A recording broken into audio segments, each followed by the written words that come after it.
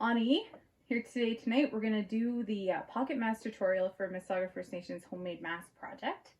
And right now I have my materials gathered and I'm all ready to sew. We have two different types of cottons available. That's mostly for when people are wearing the mask, they can immediately tell which side is the inside and which side is the outside when they're putting it on. I'm also sewing with a high contrast thread. You can obviously match if you want, but hopefully you'll be able to see it a little bit better because I'm using the black. Don't judge me for my choices of thread. So we're also going to need, you're going to need 2 pieces of 8x8 cotton. You need a 20 gauge wire that's curled in at the edges so that it can't poke through on the cotton. And then you also need 2 pieces of elastic, about 8 inches. The 8 inches isn't going to fit everybody, but it's going to be approximate, and anybody with a needle and thread can adjust it to what they need. Okay, so we've already cut and gathered our materials, and what we're going to do is start with step 1, which is all seams are about 3/8 an inch. So that's the first step, just to let you know. So what we're going to do is create the bottom seams of each square. So I'm going to fold it over. On my machine I have this little handy spot where it's showing me what 3/8 is, but you can just guesstimate it. I mean, these are not going to be exact things. The closest you can get is the best. So you're going to sew a seam, fold it over. This is what you call a finger press, just to kind of line it up.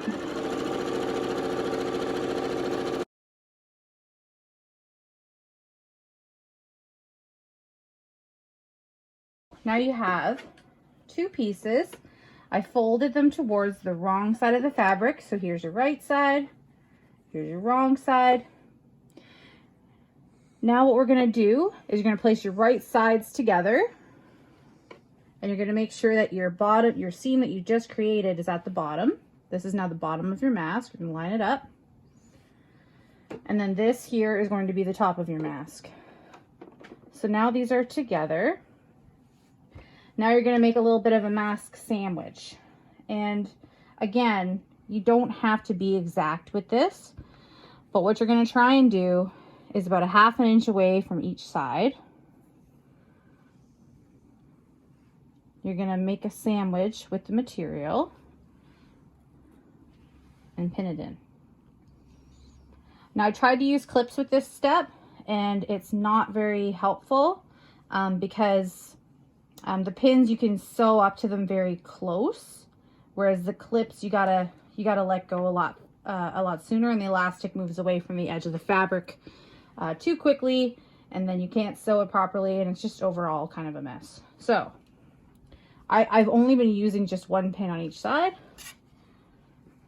or 1 pin for each section of elastic.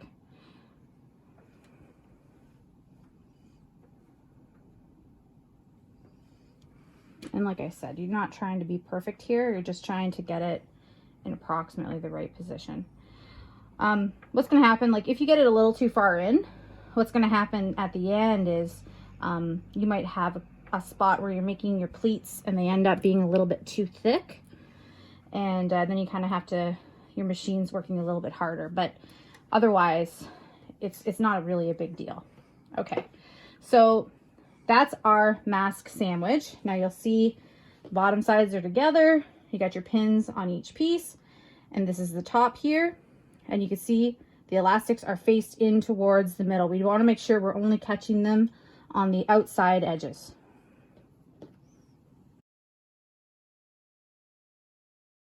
Now we're gonna sew the 3 unfinished edges together, making sure to backstitch at the start. There we go.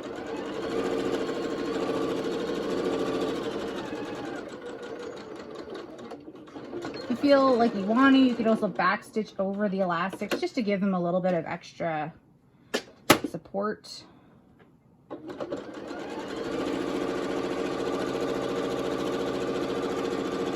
I'm just sewing a square. You lift your foot to turn your fabric. Make sure your needle's down when you're doing that, so don't give yourself a headache. Back stitch over your elastic if you feel so inclined.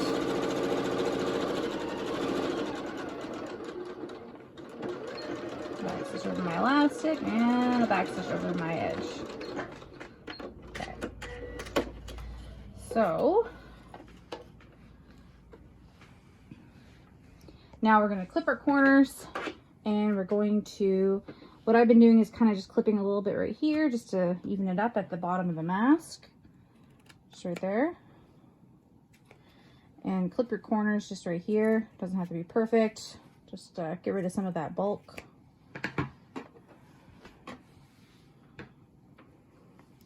Now we're going to turn it inside out.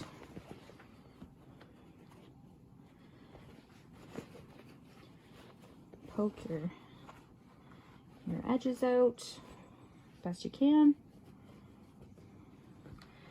Give it a little press. Like we're saying, we're not going for perfection here. We're going for efficiency. Okay, so now we have, you can see it's starting to kind of look like a little bit like a mask. So here's our 20 gauge wire cut into 3 1/4 inches. What I'm going to happen is I'm going to stick it up here on the inside. I'm going to put it right into this this top seam as far as I can get it. Then I'm going to pin it close to the edge of the wire right here, so that I could see where I need to sew to encase it in the fabric. So here we go, putting it in. Now what I've been doing to, and like I said, this doesn't have to be perfect. What I've been doing to kind of make it look even is to see how far am I from either edge. And I'm seeing that I'm a little bit off, so I'll move it a little bit like that. And that looks a little bit more, slightly more even. Okay. So now it's in there. And take your pin, and you can see I'm going to put in a pin right here. That marks one edge. And put in a pin. And the reason why I'm kind of trying to, what you want to do is make sure your pin's as close to the metal as possible. And why I'm doing that is because I don't want to sew over top of that metal with my machine. It's not the greatest when it gets jammed. Everybody dreads that sound.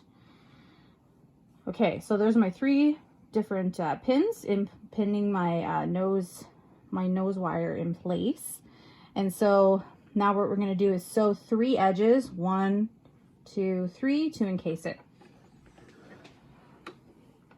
And what I do with this as well is I will take my needle and pull it right over to the left edge of my screen. If you don't know how to do that, that's fine. It just helps get that stitch a little bit closer to your wire.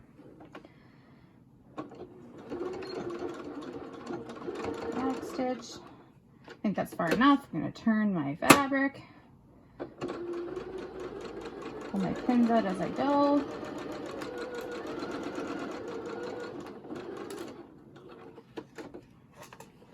Turn my fabric again and hope I'm not too close to that wire. Back stitch and cut. Oops. So I just give that a little bit of a stitch, and you see I got really messy, but that's okay. So now we're at the pleat guide. So yours is a little bit different than mine. Ours is the prototype and we're still using it. Thank you, Bryan, for making us a prototype pleat guide. So what I've noticed with this, so this is where the fold's going to go over. So this is your first pleat, your second pleat, and your third pleat. This is kind of the most annoying part of this whole situation. So what you want to do is place, for the guide, is first put the number 1 for the first pleat, line it up with the bottom of your mask. Okay. Then what you're going to do is you're going to take your mask fabric and you're going to fold it over to come to the line, come to the fold line. You're basically just making like about a 1/2 inch fold. And I have used clips. Again, I've tried using clips for this. It's not great because there's too much bulk. in the fabric, and it doesn't keep it in place as much as I want it to.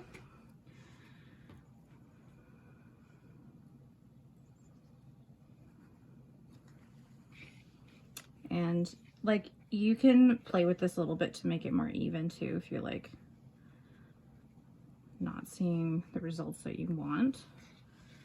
So there's the first pleat. So then we're going to place this down again. So the second pleat, same thing. Use our fold area, folding it down, pull that out. You can also do like, you could also use an iron and kind of iron this as you go to make your life a little bit easier. You could probably get a good iron in there and then pin it and then give it a sew. And also don't be afraid to like assembly line these masks. So you get to the point where, you know, you have a whole bunch that are at this point, and now you're doing all of them at the same time, because then it'll just be easier it might be easier for you to do it like that. So this is number 3, third pleat. Then you just give it a look over and don't poke yourself with your pins.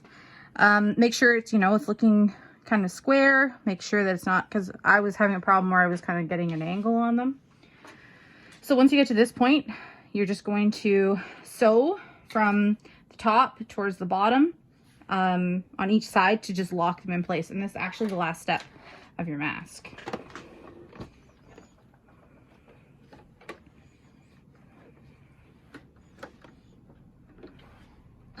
Don't forget to put your needle back in the middle if you had changed it on the other step.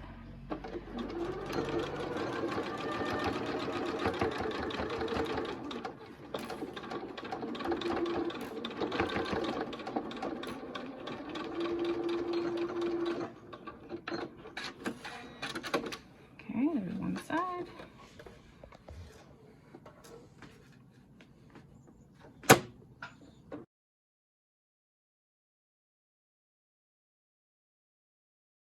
Our finished mask.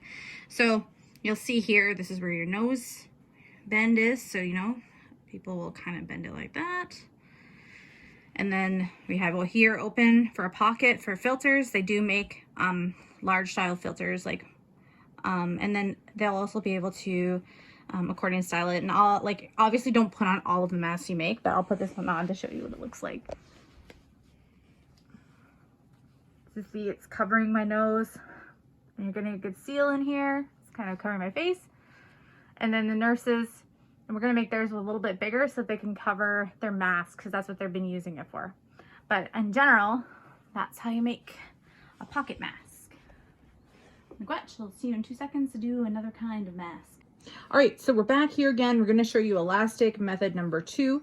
So what you're going to do is at this step, you're not going to make a sandwich. You're just going to have your 2 pieces of fabric right side together, and you're going to sew them. Good. Okay, so back at it.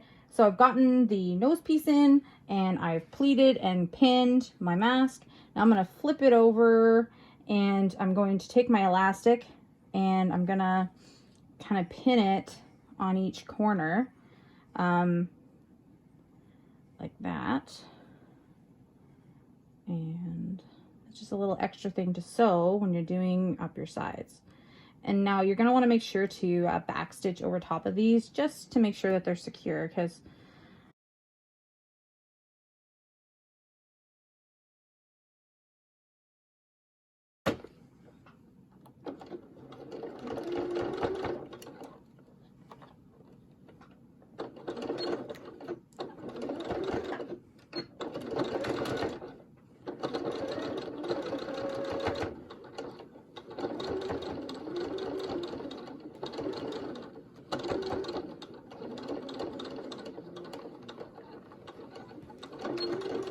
stitch again.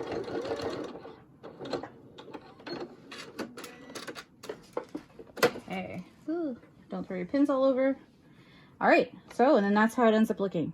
So now my elastic's on the back. It's not encased, but it's a good way of doing it if you're gonna have problems with encasing the elastic. And so, but it's the functionality is exactly the same, but it's a little bit easier to do.